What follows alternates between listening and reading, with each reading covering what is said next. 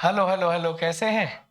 From idea to formula जो series चल रही है, तो डायरेक्ट फार्मूला से कुछ होने जाने वाला है नहीं।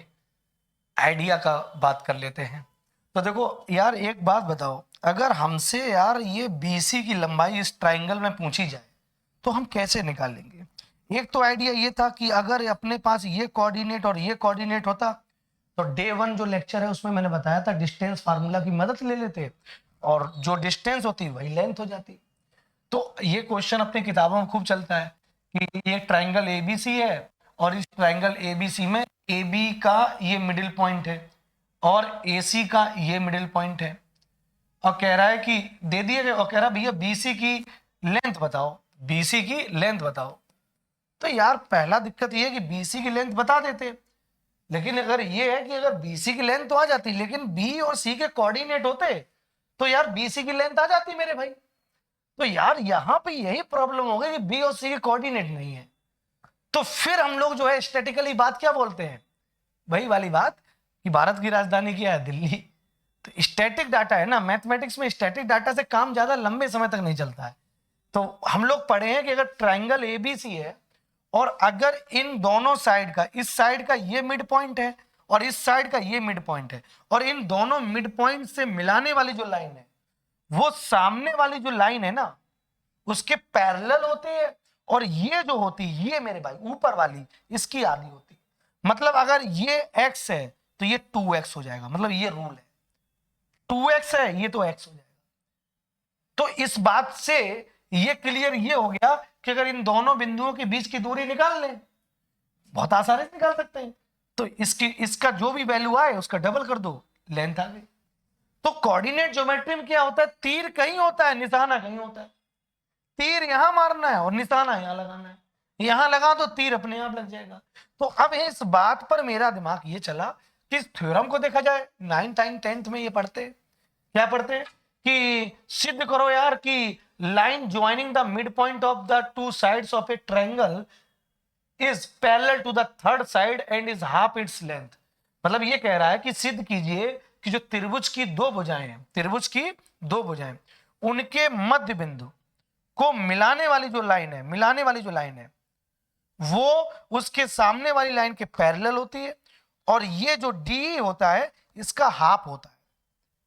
मतलब ये कहा जाए कि जो बीसी का हाफ होता है डी, तो जो डी है वो बराबर अगर करोगे तो बीसी को आधा करोगे, या बीसी बीसी जो होगा वो डी का दुगना होता है। मेरे भाई यही तो बात कहना चाहता है। तो अब इसमें काम कैसे किया जाए, ये मेरा क्वेश्चन है। तो हम लोग वेक्टर की मदद से काम कर सकते हैं। अगर हम बीसी वेक्टर की बात करते हैं तो आप लोग पढ़ के आए हो position vector of C minus position vector of B. Vector के नॉलेज से भी हम काम कर सकते हैं भाई, एडवांस नॉलेज पढ़ रहा हूं। तो पोजीशन वेक्टर ऑफ सी का मतलब क्या हो गया, सी की अगर बात करें तो ये पोजीशन यहां से निकल के आएगी, वहां ओ से आती थी, यहां ए सी से आएगी इसकी पोजीशन, तो ये आ गई सी, और ये आ गया पोजीशन वेक्टर ऑफ बी मतलब बी। एक तो ये काम कर लिया हमने। अब दूसरा एक हमारे पास आइडिया है, क्या आइडिया है, वो आइडिया ये है कि जो अपनी जो ए बी है, क्या है ए बी, वो एडी का दुगना है। तो एडी क्या होगा, अगर हम एडी की बात करें तो जो एडी होगा वो अपना ए बी का हाफ होगा कि नहीं होगा, ए बी का हाफ होगा कि नहीं होगा। भाई जो एडी है, जो एडी है वो ए बी का क्या होगा, हाफ होगा। और ऐसे जो ए सी है में जो ए ई है, ए ई, अगर ए ई की बात करें दोस्त तो जो ये ए ई है ये टोटल ए सी का क्या होगा, हाफ होगा। अरे बोल दिया करो प्यार से, है ना। अब देखो यहां पर जो ए बी है वो तो बी वेक्टर है, और जो ए सी है वो सी वेक्टर है। अब देखो हम पहुंचने वाले हैं मेरे भाई। अब मैं जो क्या करूंगा, मैं अब डी ले लेता हूं, क्या ले लेता हूं, डीई ले लेता हूं, क्या ले लेता हूं, डीई। अगर मैं डीई की बात कर रहा हूं, मुझे इसी को तो लाना है, तो इसका पोजीशन वेक्टर क्या होगा, पोजीशन वेक्टर ऑफ ई और minus position vector of D. तो पोजीशन वेक्टर ई कहां से आएगी, ए से आएगा, तो ए ये है सी बाई 2, और पोजीशन वेक्टर ऑफ डी क्या है, एडी, एडी ये है b/2। ध्यान से समझो मेरी बात। तो अब देखो यहां से 2 का मल्टीप्लाई ये हो जाएगा, तो 2d बराबर हो जाएगा c माइनस बी, और c माइनस बी ऊपर पता है bc। क्लियर हो गया कि नहीं हो गया? तो इसका मतलब क्या है, bc de का 2 गुना है, bc de का 2 गुना है। अगर ये x है तो ये 2x हो जाएगा। सिद्ध हो गया कि ना हो गया? तो इस चीज को भी आपको सीखना पड़ेगा। कोई चीज कैसे आती है, तो फ्रॉम आइडिया टू फार्मूला हमें यही सिखाता है कि मैं डायरेक्ट क्लासरूम में जनरली क्या होता है, टीचर डायरेक्ट बात करते हैं कि बेटा अगर किसी भी त्रिभुज में उसकी साइड के मिड पॉइंट को मिलाने वाली जो लाइन है उसका जो लेंथ होगा, उसका जो लेंथ का डिस्टेंस फार्मूला की हेल्प से निकाल लो, 3 और माइनस माइनस प्लस 3 का होल स्क्वायर, और 5 माइनस माइनस प्लस 3 का होल स्क्वायर। तो ये आ गया 9, 3 3 6 मतलब 36, और 5 3 8 मतलब 64।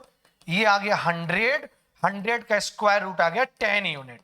तो माय डियर अगर ये 10 यूनिट आया है तो ये प्रॉपर्टी कहती है कि अगर ये भुजाओं के मध्य बिंदुओं को मिलाने वाली जो लाइन है वो अपने सामने वाली लाइन की आधी होती है। तो अगर ये 10 है तो ये कितनी आ गई, 20 आ गई, काम खत्म।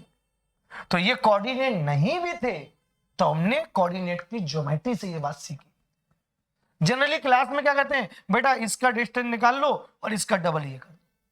तो ये तो अच्छी बात है, लेकिन नॉलेज अगर नहीं आई तो आज के पेपर इतने आसान नहीं है। पेपर कॉन्सेप्ट में जा रहे हैं, डेप्थ में जा रहे हैं, थ्योरी में जा रहे हैं, स्टैटिकल बातें बहुत कम है। और जब स्टैटिकल बातें बहुत कम है तो फिर हम कहते हैं सर हम तो पढ़ के गए थे, हमसे सवाल हिला नहीं। सर हम कोशिश तो कर रहे थे लेकिन सवाल सर टिक नहीं हो पा रहे थे। ये उत्तर प्रदेश की राजधानी लखनऊ है, उससे काम नहीं चलेगा, इसके भीतर भी जाना पड़ेगा और मैथमेटिक्स की जो नॉलेज है वो अपने ब्रेन में 360 डिग्री रोटेट करनी पड़ेगी। Thank you so much my dear. ये हो गया अपना आज का चौथा दिन। आप अपनी पढ़ाई के दौरान मेरी जो फ्रॉम आइडिया टू फार्मूला जो बुक है इस व्हाट्सएप नंबर पे आप करिए, हमारी टीम आपको पीडीएफ वगैरह प्रोवाइड करेगी, बुक भी प्रोवाइड करेगी।